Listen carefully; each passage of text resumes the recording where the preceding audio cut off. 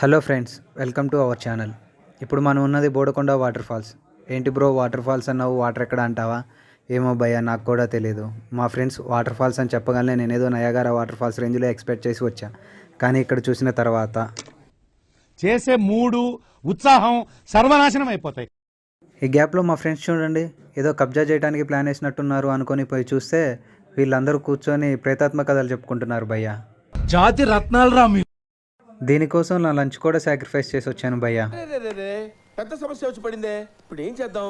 ఇలాంటి మంచి మంచి వీడియోస్ కోసం please like, share and subscribe to జెంటూ విన్స్.